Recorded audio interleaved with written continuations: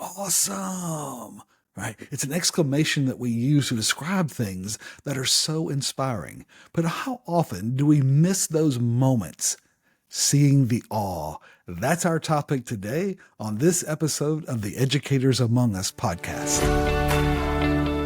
Welcome to the Educators Among Us podcast, where we share motivational messages and inspiring stories for and about educators. Your host, Scott Barron, is author of the critically acclaimed book, Love 'Em and Lead 'Em, and provides powerful insights and wisdom for those who heed the call to teach, coach, lead, and serve at all levels of education. This is Scott Barron, and I'm honored to be your host for the Educators Among Us podcast. This is a program that we specifically designed for those who serve in all levels of education. Why? Because this is hard work and it requires a level of persistence, of focus, and of having the ability to be resilient through all the adventures that come with school life. It's hard, and we're thankful for those who stick with it, who are able to overcome the barriers, who are able to work through all the emotional challenges, their relationships, and staying true to their calling to deliver every day, even though sometimes we don't feel like it, right? Sometimes there's so many other places we might want to be or do, but yet we do it because it's a calling. We do it because we love people and we love seeing them achieve their best. And that's an ability to see beyond the obvious because we're looking for different things, right? We have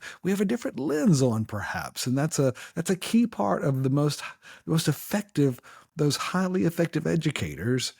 They have an ability to see things that maybe others don't see or they refuse to see, right? And that's what we want to talk about today on this episode of the Educators Among Us podcast. Harold Kushner once said, we teach children how to measure and how to weigh. We fail, however, to teach them how to revere, how to sense wonder and awe. Awe, right?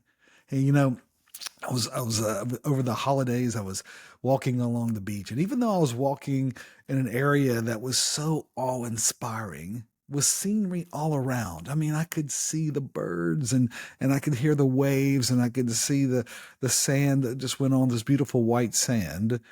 Unfortunately, my mind was racing with the numerous tasks ahead in anticipation of the new year. I was going through, that mental checklist. I was lost in it. It's that checklist that causes situational blindness where I wasn't seeing. I wasn't paying attention. Instead, I was in that thinking, and it's the stuff that sometimes keeps us up at night, right? It makes it really hard to sleep because I was going through and I was building up and thinking about all the what ifs and the to-dos and ... right?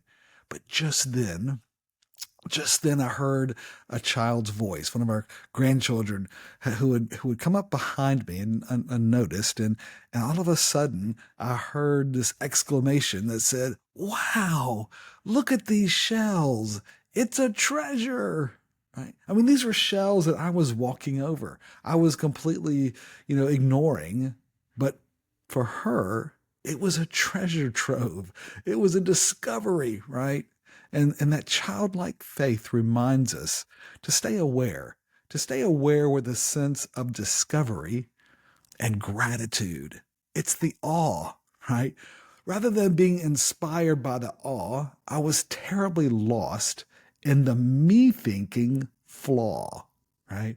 I was falling into that trap, and that it's a problem, right? Albert Einstein once said, "He who can no longer pause to wonder and stand wrapped in awe is as good as dead.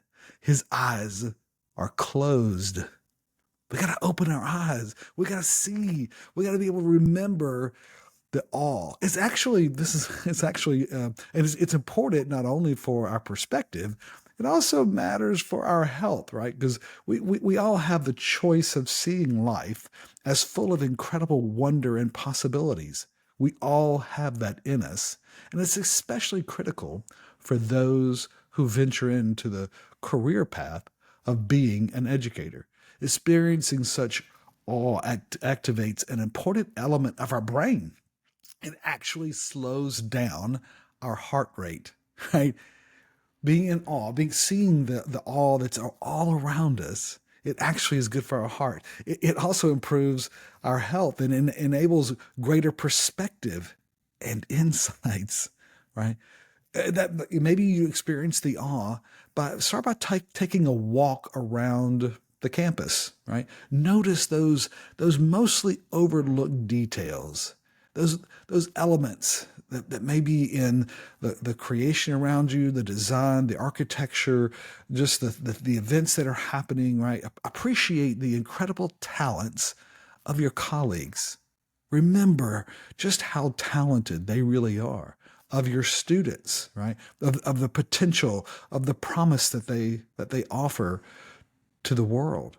Remember the kindness and generosity of others. Notice the awe and reflect on those inspirational moments that are happening right here. They're right here around us, but we get calloused, right? We get lost in the tyranny of the urgent and we forget the awe. Hey, the whole earth is filled with awe at your wonders, said David in Psalm 65:8. The whole earth is filled with awe at your wonders, where morning dawns, where evening fades, and you call forth songs of joy. As the evening fades, it's one of the things that I love to do on the beach is to take sunset pictures. I love just kind of capturing some of those moments, and I call it sunset therapy. And it's a great way just to remember, to reflect on the awe that's all around us. I mean, after all, shouldn't a school be an incubator of awe? Shouldn't this be a place where wonder and curiosity are expertly nurtured by people like you who are able to get through the stages of growth until transformative inspiration happens? Isn't that really what we do in our calling as educators? I mean, look up, look around, refuse to let that spirit of amazing possibilities run aground. Keep it safe, nurture it. When we treat our journey as sacred, when we treat our journey and our time as sacred, we make room for thankfulness and humility. We remember the awe. We don't do this work merely to get a paycheck, right? We're not doing it just for the job. We're doing it for the joy. We enable others to learn and live a better life, to define and achieve their dreams, and to become awesome themselves. So keep your eyes open to see the awe, my friend, because that's how we sustain the joy. And that's why we do this with Educators Fellowship, right? We created Educators Fellowship as a way to really encourage educators in their calling and in their faith, to help them remember who they are, to sustain that perspective, because the work of an educator is life-changing. I mean, it literally changes the trajectory of people's lives and their perspective and their direction. And that's why we think this is such important work.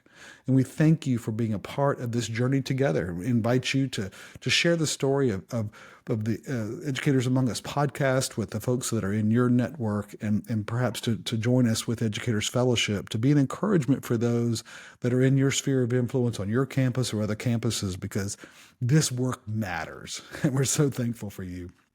Hey, a coaching question to consider as you're going through today and this week is, did I do my best to see the awes and not the flaws today? Did I do my best to see the awes and not the flaws today? Love him and lead him, my friend. This is Scott.